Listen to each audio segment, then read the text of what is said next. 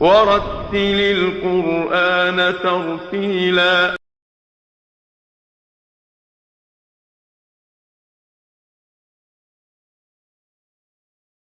الأنبياء والمرسلين نبينا محمد وعلى آله وصحبه أجمعين. رب اشرح لي صدري ويسر لي أمري واحلل عقدة من لساني يفقه قولي. اللهم اجعلنا من الذين هدوا إلى الطيب من القول وهدوا إلى صراط الحميد.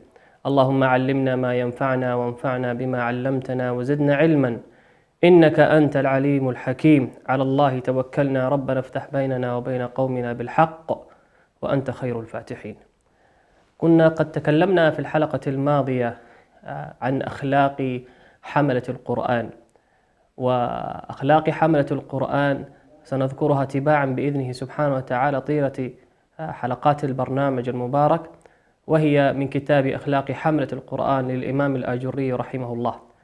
قال الإمام الآجري مستكملا حديثه عن صفات حامل القرآن وتالي القرآن، قال لا يمدح نفسه بما فيه فكيف بما ليس فيه. قال لا يمدح نفسه بما فيه فكيف بما ليس فيه، ومدح النفس مذموم. قال الله عز وجل فلا تزكوا أنفسكم هو أعلم بمن اتقى. وقال سبحانه وتعالى لا تحسبن الذين يفرحون بما أتوا ويحبون أن يحمدوا بما لم يفعلوا فلا تحسبنهم بمفازة من العذاب ولهم عذاب أليم. قال الإمام الطبري رحمه الله أي لا تشهدوا لأنفسكم بأنها زكية بريئة من الذنوب والمعاصي. وقال ابن عقيل رحمه الله نهى الله عز وجل عن تزكية النفس بالمدح والإطراء المورث عجبا ورياء. والأصل كما قال أهل العلم، والأصل في مدح النفس بأنها المنع، والأصل المنع، وأقل الأحوال الكراهة إن كان ما تقتضيه فيه مصلحة. وقال الإمام النووي رحمه الله ومحاسن وذكر محاسن المرء لنفسه ضربان، فمنها مذموم ومنها ممدوح. فالمذموم ما كان يذكر على هيئة الافتخار والعجب والعلو على الأقران، وأما ما كان ممدوحا ما كان فيه وتقتضيه فيه المصلحة.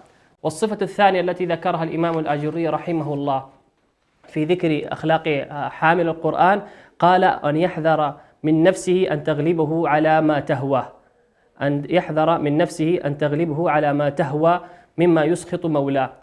ذكر الهوى، والهوى من الهوي أي من هوي الشيء إذا أحبه واشتهاه. وقالوا في تعريف الهوى هو ميل النفس إلى ما تشتهيه أو إلى ما تحبه. والهوى كالغضب منه ممدوح ومنه مذموم. فالممدوح ما كان ميلا إلى شريعة الله عز وجل وسنة نبيه صلى الله عليه وسلم وما كان موافق الشرع فهو الممدوح.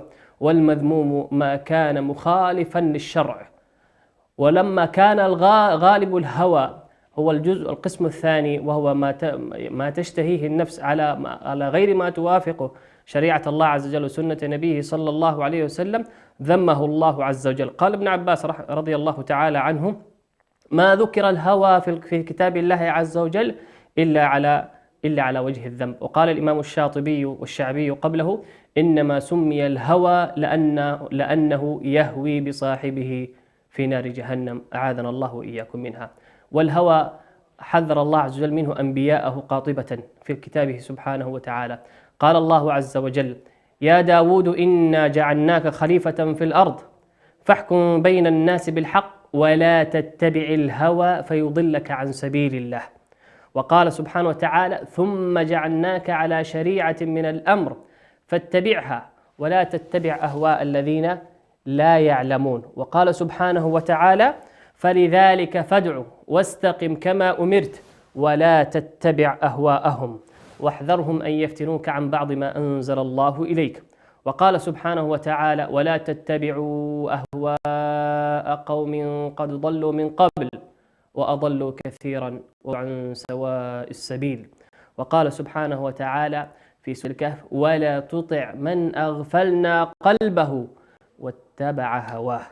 أعاذنا الله وإياكم من الهوى المذموم. وفي سنة النبي صلى الله عليه وسلم قال لا يؤمن أحدكم حتى يكون هواه تبعا لما جئت به.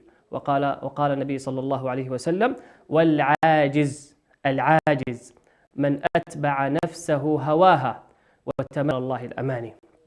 كذلك من الصفات التي ذكرها الإمام الآجري رحمه الله تعالى عن حامل القرآن قال ولا يغتاب أحدا ولا يغتاب أحدا. والغيبة هي ذكر كما عرفها نبينا صلى الله عليه وسلم هي ذكرك أخاك بما يكره. ذكر أخاك بما يكره. قال النبي صلى الله عليه وسلم في حديث أبي هريرة رضي الله تعالى عنه في الصحيح أتدرون ما الغيبة؟ قلنا الله ورسوله أعلم. قال الغيبة ذكرك أخاك بما يكره. قيل أفرأيت إن كان في أخي ما أقول؟ قال إن كان فيه ما تقول فقد اغتبته وإن لم يكن فيه ما تقول فقد بهته. والنبي صلى الله عليه وسلم كما في حديث ابن عباس في الصحيح مر على قبر رجلين فقال إنهما لا يعذبان، نسأل الله السلامة، يعني في القبر الآن، إنهم لا يعذبان وما يعذبان في كبير، أما أحد فكان لا يستتر من بوله وأما الآخر فكان يمشي بين الناس بالنميمة. فدعا النبي صلى الله عليه وسلم بعسيب رطب فشقه باثنين ثم غرسه على قبر كل واحد، قال لعله أن يخفف الله عنهما ما لم ييبسا. كذلك الإمام الآجري رحمه الله تعالى من أخلاق حامل القرآن ألا يحقر أحدا. والاحتقار كما ذكره صاحب كتاب فيض القدير الإمام المناوي رحمه الله تعالى لا تستصغرن. عن أبي ذر الغفاري رضي الله تعالى عنه قال لا تحقرن من المعروف شيئا ولو أن تلقى أخاك بوجه طلق. قال الله عز وجل يا أيها الذين آمنوا لا يسخر قوم من قوم عسى أن يكونوا خيرا منهم ولا نساء من نساء عسى أن يكن خيرا منهن ولا تلمزوا أنفسكم ولا تنابزوا بالألقاب بئس الفسوق بعد الإيمان. وقال النبي صلى الله عليه وسلم وقال عز وجل إن أكرمكم عند الله أتقاكم. حامل القرآن لا يحقر الناس. لماذا؟ لأن الله عز وجل توعد وذم من تكون صفته احتقار الناس وازدراؤهم ورؤية حامل القرآن لنفسه بأنه أعلى القوم ويستصغر الناس. حامل القرآن كيف بسيط يتواضع للناس ولا يستصغر أحدهم. ولذلك النبي صلى الله عليه وسلم يقول ولا تحقرن من المعروف شيئا، يقول أبو ذر ولو أن تلقى أخاك بوجه طلق. كذلك قال الإمام الآجري رحمه الله تعالى ولا يسب أحدا. حامل القرآن لا يسب أحدا. عن أنس بن مالك رضي الله تعالى عنه لم يكن النبي صلى الله عليه وسلم سبابا فحاشا ولا لعانا. كان يقول لأحدنا عند المعتبة أي عند العتاب يقول ما له ترب جبينه. صلى الله عليه وسلم لم يسب على قدر ما كان يؤذى صلى الله عليه وسلم، لكنه لم يذكر عنه أنه كان يسب صلى الله عليه وسلم. كذلك من صفات حامل القرآن ولا يشمت بمصيبة. قال الله عز وجل في سورة الحجرات يا أيها الذين لا يسخر ولا تنابزوا بالألقاب بئس الفسوق بعد الإيمان. والنبي صلى الله عليه وسلم قال لا تظهر الشماتة لأخيك فيرحمه الله ويبتليك، وفي رواية فيعافيه الله ويبتليك. والنبي صلى الله عليه وسلم كما في الصحيح كان يتعوذ من شماتة الأعداء، كان يتعوذ من شماتة الأعداء. كذلك من صفات حامل القرآن التي ذكرها الإمام الآجري رحمه الله، قال ولا يبغي على أحد، قال ولا يبغي على أحد. والبغي هو الظلم، والبغي هو الظلم. كيف يكون حامل القرآن ظالما وهو حامل الكتاب سبحانه وتعالى؟ ونبينا صلى الله عليه وسلم أخبر الله عز وجل عنه قال لقد جاءكم رسول من أنفسكم عزيز عليه ما عنتم حريص عليكم بالمؤمنين رؤوف رحيم. وقال نبينا صلى الله عليه وسلم بابان معجلان عقوبتهما في الدنيا البغي أي الظلم والعقوق، وفي رواية أخرى البغي وقطع الرحم. والنبي صلى الله عليه وسلم قال أو ما يقضى بين الناس يوم القيامة في الدماء، أول ما يقضى بين الناس في الدماء، وفي رواية أول ما يحكم بين الناس في الدماء. قال الإمام الآجري رحمه الله تعالى الصفة التي تليها، قال من صفة حامل القرآن ولا يحسد. حامل القرآن لا يحسد أحدا، لا يحسد أحدا. والحسد هو تمني زوال النعمة من الغير، الحسد هو تمني زوال النعمة من الغير، نسأل الله السلامة والعافية. والحسد مذموم في القرآن الكريم وفي سنة النبي صلى الله عليه وسلم. قال الله عز وجل قل أعوذ برب الفلق، بعد بسم الله الرحمن الرحيم قل أعوذ برب الفلق من شر ما خلق ومن شر غاسق إذا وقب ومن شر النفاثات في العقد ومن شر حاسد إذا حسد. وقال الله عز وجل عن أهل الكتاب ود كثير من أهل الكتاب لو يردونكم من بعد إيمانكم كفارا حسدا من عند أنفسهم من بعد ما تبين لهم الحق. وقال الله عز وجل أم يحسدون الناس على ما آتاهم الله من فضل فقد آتينا آل إبراهيم الكتاب والحكمة وآتيناهم ملكا عظيما. قال الإمام القرطبي رحمه الله في تفسير هذه الآية قال وهذا هو حسد بعينه الذي ذمه الله تعالى. عن أنس بن مالك رضي الله تعالى عنه قال رسول الله صلى الله عليه وسلم لا تباغضوا ولا تحاسدوا ولا تدابروا وكونوا عباد الله إخوانا، وكونوا عباد الله إخوانا. كذلك من صفات حامل القرآن لا يسيء الظن بأحد إلا بما يستحق. ما هو سوء الظن؟ ما هو سوء الظن؟ قال الإمام ابن القيم هو امتلاء القلب بسوء الظن من الناس فيظهر بالقول على اللسان. وقال الإمام الماوردي سوء الظن هو عدم الثقة بمن هو أهل لها. وقال الله عز وجل يا أيها الذين آمنوا اجتنبوا كثيرا من الظن إن بعض الظن إثم.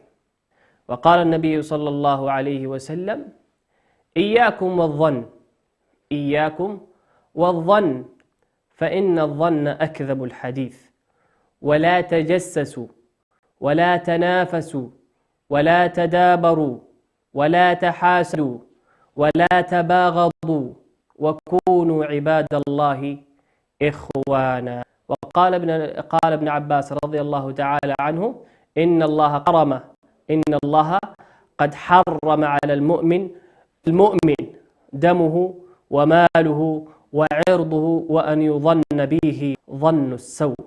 وقال الإمام الخطابي رحمه الله الظن منشأ أكثر الكذب، الظن منشأ أكثر الكذب. وقال الحارث المحاسن رحمه الله قال احمي القلب عن سوء الظن بحسن التأويل. ما معنى الكلام هذا؟ احمي القلب عن سوء الظن بحسن التأويل. حسن التأويل يعني حسن المقصد، حسن الإعذار. كان السلف رحمة الله عليهم كانوا يحسنون الظن في بعضهم حتى يصل بعضهم أن يحسن الظن في أخيه ويجعل له من الأعذار والمبررات ما تفوق 60 مبررا، يقول لعله كذا لعله كذا لعله كذا لعله كذا، ويحمي قلبه من سوء الظن في أخيه. وقال الإمام إسماعيل بن أمية رحمه الله 3 لا يعجزن ابن آدم، 3 لا يعجزن ابن آدم: الطيرة وسوء الظن والحسد. قال فينجيك من الطيرة ألا تعمل بها، وينجيك من سوء الظن ألا تتكلم به، وينجيك من الحسد ألا تبغي أخاك سوءا. فلا تظن أخي الحبيب وأختي الفاضلة، فلا تظن بربك إلا خيرا. وأسوأ سوء الظن أن يظن العبد بربه سوءا. أسوأ الظن أن تظن بربك سوء الظن. كيف الإنسان يظن بربه سوء الظن؟ كثرة تذمره من أقدار الله عز وجل، وألا يرى في أقداره منفذ أمل وخير، وأن يقول لماذا أنا ماذا فعلت يا رب، لماذا علي هذه المصيبة، ومن هذه الكلمات التي تدل على عدم الرضا وعدم التسليم وسوء الظن بالله عز وجل. ولذلك أعرابي لما سمع حديثا من النبي صلى الله عليه وسلم يتكلم النبي عليه الصلاة والسلام عن ضحك الله عز وجل، عن صفة الضحك لله عز وجل، ماذا قال هذا الأعرابي بفطرته السليمة؟ ذهب وهو يتهلل فرحا، فماذا قال؟ قال والله لن نعدم خيرا من رب يضحك، لن نعدم خيرا من رب يضحك. شوفوا هذا الأعرابي الذي يعني أحسن الظن بربه أيما إحسان. ولذلك حامل القرآن من باب أولى، والمسلم من باب أولى أن يحسن الظن بربه سبحانه وتعالى. ربنا الذي ما يقدر لنا إلا كل خير. ولذلك النبي صلى الله عليه وسلم ماذا يقول؟ عجبا لأمر المؤمن كله خير، إن أصابته سراء شكر، وإن أصابته ضراء صبر، وكله خير. فالله عز وجل ما يقدره كله خير. علمنا حكمته أم جهلناها؟ وربنا سبحانه وتعالى أرحم بنا من أمهاتنا، فكيف نسوء الظن به سبحانه وتعالى؟ والله عز وجل سبحانه وتعالى يفرح بتوبة عبده الخطاء، وهو الذي يفرح سبحانه وتعالى بكثرة الملحين له في الدعاء، وهو سبحانه وتعالى يفرح بكثرة المستغفرين بعد الخطأ. قال الله عز وجل، قال الله في الحديث لو لم تذنبون ثم تستغفرون لأتيت بقوم يذنبون ثم يستغفرون فغفرت لهم كما في الأثر. ولذلك حامل القرآن أن يقرأ كتابه سبحانه وتعالى أن يحمي قلبه من سوء الظن في الله عز وجل وخالقه سبحانه وتعالى، ومن ثم كذلك يحمي قلبه من سوء الظن بالناس. لماذا يحمي قلبه من سوء الظن بالناس؟ كيف يريد أن يعيش حامل القرآن وهو يسيء الظن بالناس؟ الجنة ونعيمها كله موجود في كتابه سبحانه وتعالى، والتلذذ بهذا الكتاب الكريم سبحانه. كتاب الله عز وجل هو جنة الدنيا، من نعيم الجنة من وقف عليه وتدبره وعمل به ودعا إليه هو نعيم الجنة المعجل للمؤمن الذي يقرأ القرآن. لكن هذا النعيم يسلب من المؤمن الذي يسيء الظن بالناس، لأن القرآن يحتاج أن يكون صاحبه ممتلئا بكلام الله عز وجل، ولا يخشى ولا يسيء الظن في أحد، لأنه لو أساء الظن بأحد زاحمت تلك الظنون كلام الله عز وجل في قلبه، فسلب منه نعيم الجنة الذي هو التلذذ بكتابه سبحانه وتعالى.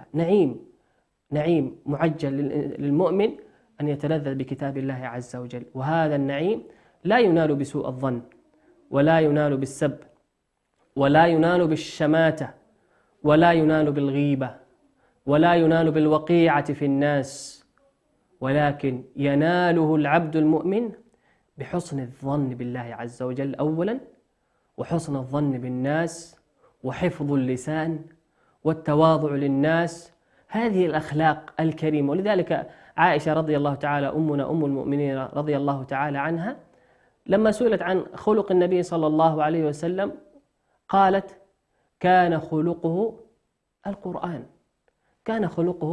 القرآن، لا يزاحم في خلق النبي صلى الله عليه وسلم غير القرآن، هذا هو خلقه صلى الله عليه وسلم. حري بحامل القرآن أن يعيش في جنبات وكنفات هذا الكتاب، وألا يزاحمه شيء من وسخ الدنيا أو اللوث الذي يصيب بعض من أهل الدنيا من الصفات السيئة، أن يصيبه فيسلب الله عز وجل منه كرامته من التناعم في كتابه سبحانه وتعالى. والتناعم بكتاب الله عز وجل لحامل القرآن لا يعدله شيء. حري بالمؤمن أن يقف مع نفسه وقفة جادة في صفات حامل القرآن. كيف يقرأ حامل القرآن ولا تسبوا الذين، لو كان الله عز وجل نهانا أن نسب آلهة الأقوام الأخر، قال: ولا تسبوا الذين يدعون من دون الله، فكيف الإنسان يسوغ لنفسه أن يسب أخا له؟ فكيف يسوغ الإنسان أن يسب أخا له؟ وكيف للإنسان أن يعيش في لذة الدنيا، في لذة كتاب الله عز وجل، وهو يسب ويشتم ويطعن ويلعن ويلمز ويتنابز بالألقاب لهذا، ويسخر من هذا ويحقر من هذا؟ هذا القرآن يبعد عنه أيما ابتعاد. ولذلك كان السلف رحمة الله تعالى عليهم حريصون جدا على إذا أراد أحدهم أن يقرأ القرآن أن يختلي بنفسه، ويعظمون هذا الكتاب، ويتوضؤون له، ويتطهرون له، ويتطيبون له، ثم يختلون بهذا الكتاب. وكان أحدهم يتلذذ ويقرأ السور الكثيرة والآيات المتتابعات، وهو لا يتجاوز في تلك النعيم، ولا يعدل ذلك النعيم شيء من نعيم الدنيا. ولذلك النبي صلى الله عليه وسلم لما كان يتلو آية الله عز وجل في آخر سورة المائدة: إن تعذبهم، ليلة كاملة يقوم النبي صلى الله عليه وسلم بهذه الآية ويبكي صلوات ربي وسلامه: إن تعذبهم فإنهم عبادك، وإن تغفر لهم فإنك أنت العزيز الحكيم. وأهل القرآن هم أهل الله وخاصته، من خواص أهل الله عز وجل أنك تكون حاملا لكتاب الله عز وجل. ولذلك نقول حامل القرآن وحفظ القرآن هم سادة الدنيا وسادة الناس، وحري بنا أن نكون نحن من هؤلاء السادة، وأن نعلم أولادنا وأبناءنا أن يكونوا حفاظا لكتاب الله عز وجل عاملين به. وكل العيب أن يكون حامل القرآن سارقا أو كاذبا أو مخادعا أو يسيء الظن بالناس أو حسودا. الناس يعني تشمت به ويقول: كيف هذا يكون حامل القرآن؟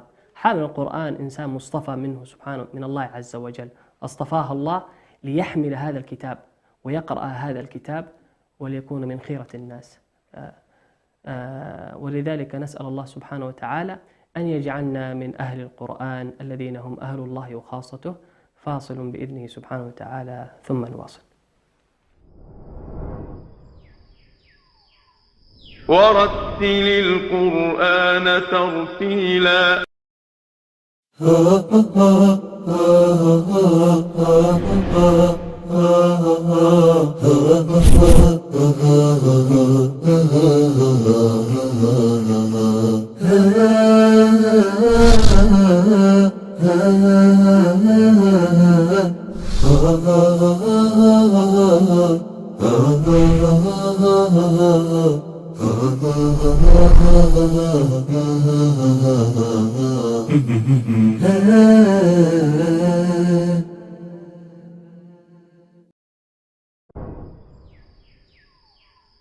ورتل القرآن ترتيلا.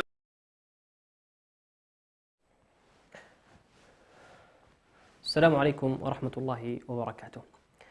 كنا قد تكلمنا في الحلقات الماضية عن أحكام التجويد، وكنا قد أخذنا في الحلقة الماضية عن حكما من أحكام التجويد وهو حكم الإدغام، وتكلمنا في الحلقة الماضية عن حكم التجويد بنوعيه بغنة ومن غير غنة.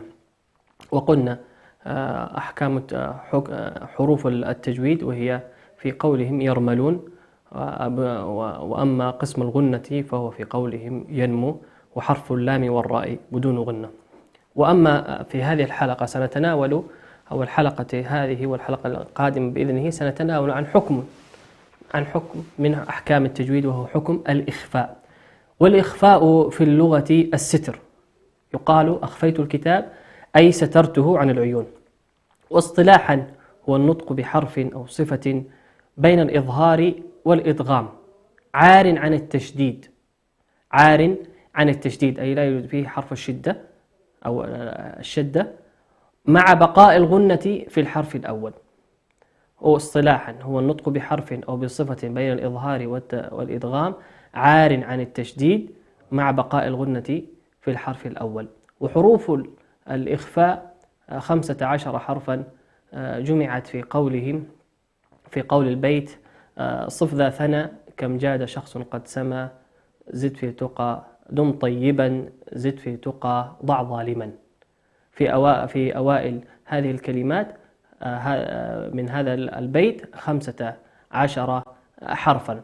والإخفاء قد يكون في كلمة أو في كلمتين، وسنأخذ تطبيقات في هذا الحكم، وسنرى كيف ننطقه في سورتي بإذن الله عز وجل الانفطار والمطففين.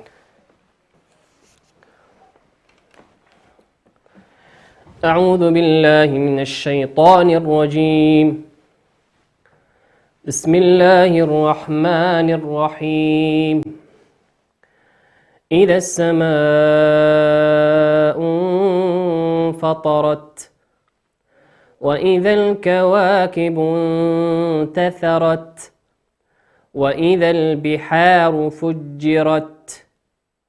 إذا السماء انفطرت، وإذا الكواكب انتثرت، وإذا البحار فجرت، وإذا القبور بعثرت، وإذا القبور بعثرت. علمت نفس ما قدمت وأخرت، علمت نفس ما قدمت وأخرت. يا أيها الإنسان ما غرك بربك الكريم،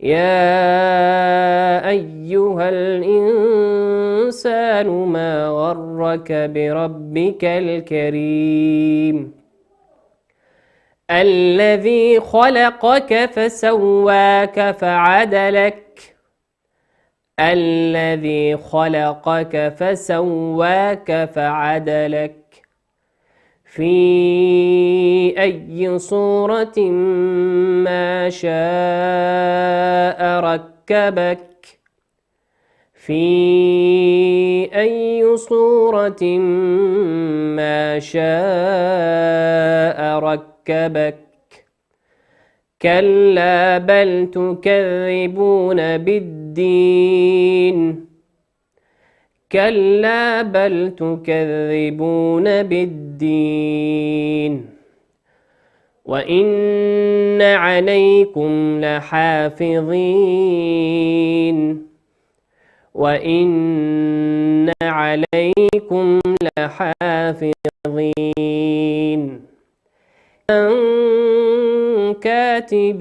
كاتبين كراما كاتبين يعلمون ما تفعلون يعلمون ما تفعلون إن الأبرار لفي نعيم إن الأبرار لفي نعيم وإن الفجار لفي جحيم وإن الفجار لفي جحيم يصلونها يوم الدين يصلونها يوم الدين وما هم عنها بغائبين وما هم عنها بغائبين وما أدراك ما يوم الدين وما أدراك ما يوم الدين ثم ما أدراك ما يوم الدين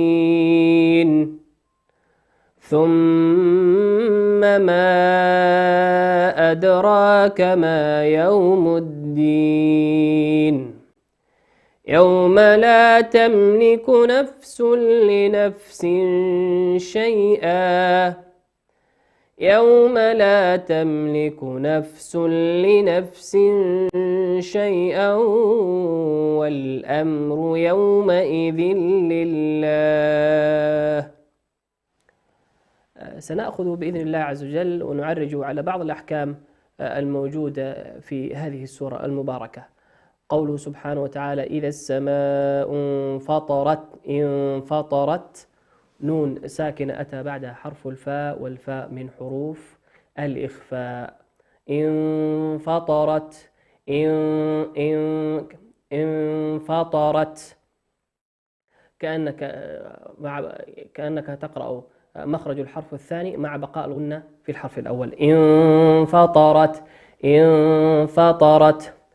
وقوله سبحانه وتعالى انتثرت انتثرت نون ساكنة أتى بعد حرف التاء والتاء من حروف الإخفاء. وقوله سبحانه وتعالى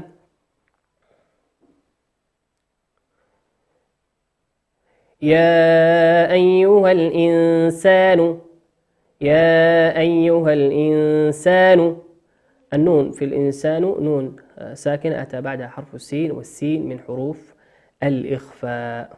وقوله سبحانه وتعالى كراما كاتبين كراما نون تنوين أتى بعده حرف الكاف والكاف من حروف الإخفاء. وقوله سبحانه وتعالى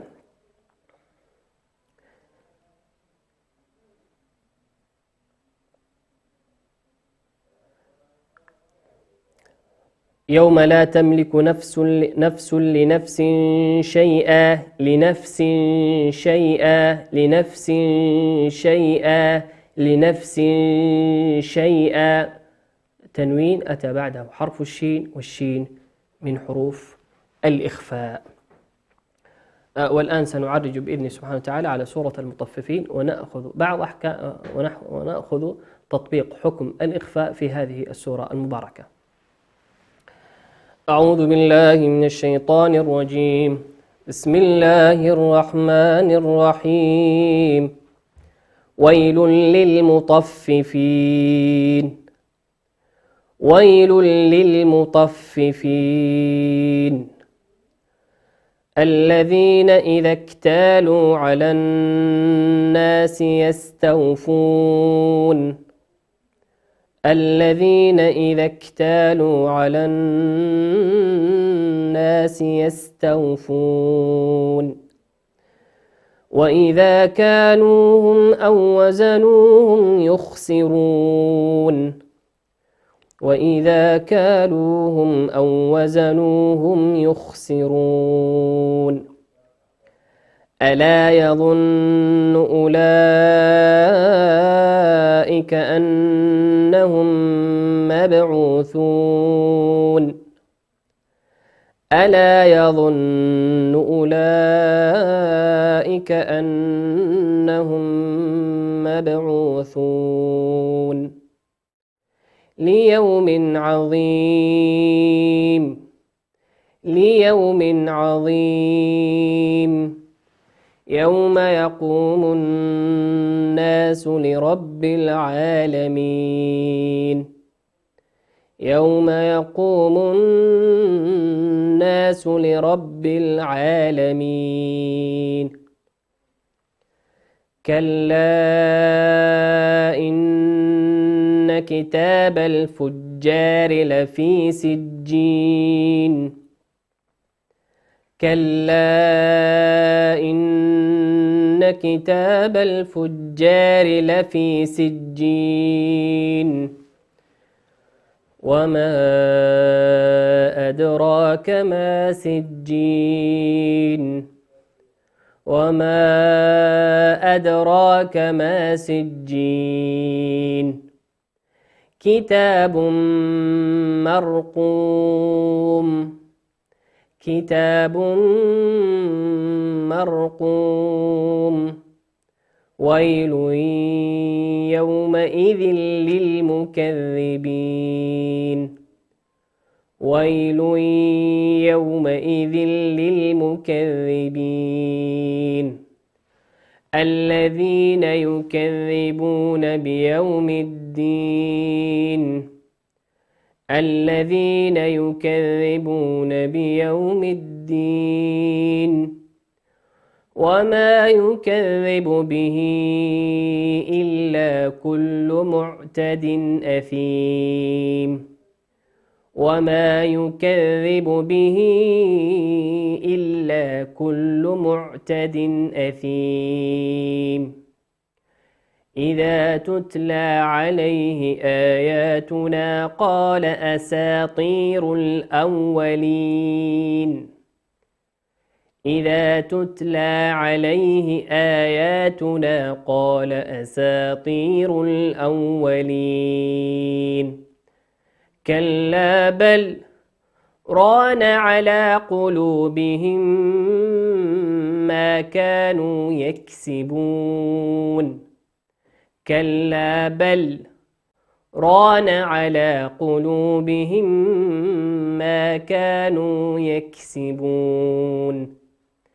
كلا إنهم عن ربهم يومئذ لمحجوبون. كلا إنهم عن ربهم يومئذ لمحجوبون. ثم إنهم لصالو الجحيم.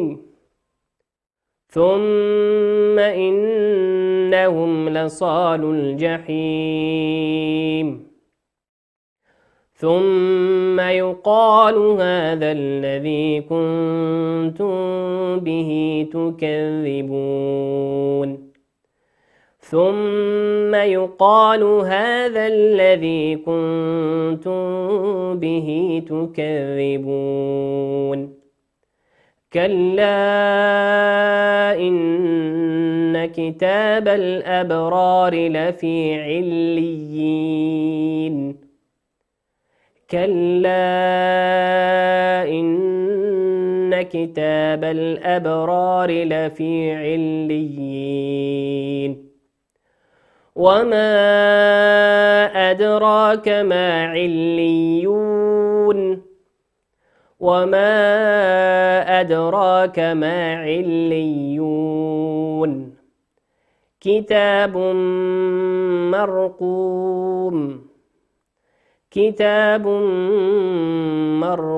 مرقوم يشهده المقربون يشهده المقربون إن الأبرار لفي نعيم إن الأبرار لفي نعيم على الأرائك ينظرون على الأرائك ينظرون تعرف في وجوههم نضرة النعيم تعرف في وجوههم نضرة النعيم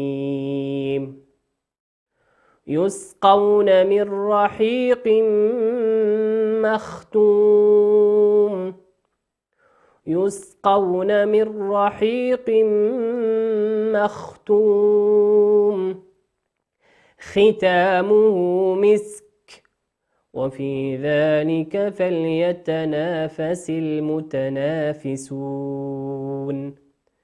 ختامه مسك وفي ذلك فليتنافس المتنافسون ومزاجه من تسنيم ومزاجه من تسنيم عينا يشرب بها المقربون عينا يشرب بها المقربون إن الذين أجرموا كانوا من الذين آمنوا يضحكون إن الذين أجرموا كانوا من الذين آمنوا يضحكون وإذا مروا بهم يتغامزون وإذا مروا بهم يتغامزون وإذا انقلبوا إلى أهلهم انقلبوا فكهين وإذا انقلبوا إلى أهلهم انقلبوا فكهين وإذا رأوهم قالوا إن هؤلاء لضالون وإذا رأوهم قالوا إن هؤلاء لضالون وما أرسلوا عليهم حافظين وما أرسلوا عليهم حافظين فاليوم الذين آمنوا من الكفار يضحكون فاليوم الذين آمنوا من الكفار يضحكون على الأرائك ينظرون على الأرائك ينظرون هل ثوب الكفار ما كانوا يفعلون هل ثوب الكفار ما كانوا يفعلون.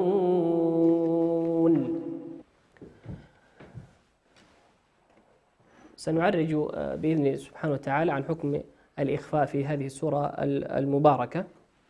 قول الله عز وجل في سبحانه وتعالى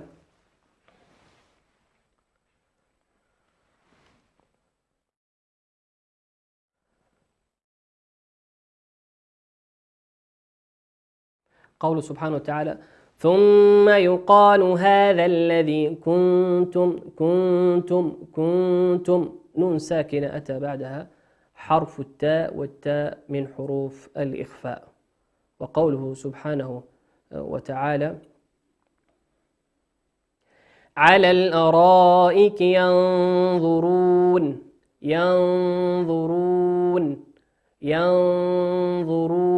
نون ساكن أتى بعدها حرف الضاء والضاء من حروف الإخفاء.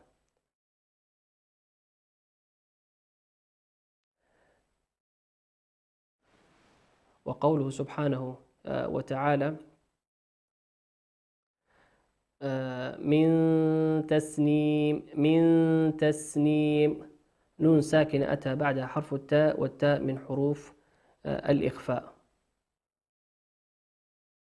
وقول الله عز وجل انقلبوا فكهين بداية الآية وإذا انقلبوا إلى أهلهم انقلبوا فكهين. قوله سبحانه وتعالى في قولهم انقلبوا نون ساكن أتى بعد حرف القاف والقاف من حروف الإخفاء. وقوله سبحانه وتعالى على الأرائك ينظرون نون ساكن أتى بعدها حرف الضاء والضاء من حروف الإخفاء. هذه الأحكام المتعلقة بحكم الإخفاء في هذه السورة المباركة. وإن كنا نعرج على بعض الأحكام مثل حكم الإدغام والإظهار في المرات القادمة، مثل قوله سبحانه وتعالى ويل للمطففين هذا حكمه إدغام من غير غنة، يعني نون ساكن أتى بعدها حرف اللام واللام من حروف الإدغام بغير غنة. وقوله سبحانه وتعالى ليوم عظيم تنوين أتى بعده حرف العين والعين من حروف الإظهار، تظهر كما هي ليوم عظيم لا تخفى ولا تضغم ليوم عظيم. وقوله سبحانه وتعالى كتاب مرقوم نون تنوين أتى بعده حرف الميم والميم من حروف الإدغام بغنة تغن بمقدار حركتين. وقوله سبحانه وتعالى ويل نون تنوين أتى بعده حرف الياء والياء من حروف الإدغام بغنة. وقوله سبحانه وتعالى في نفس الآية يومئذ للمكذبين إدغام من غير غنة لأنه أتى بعده حرف اللام واللام من حروف الإدغام بغير غنة. وقوله سبحانه وتعالى معتد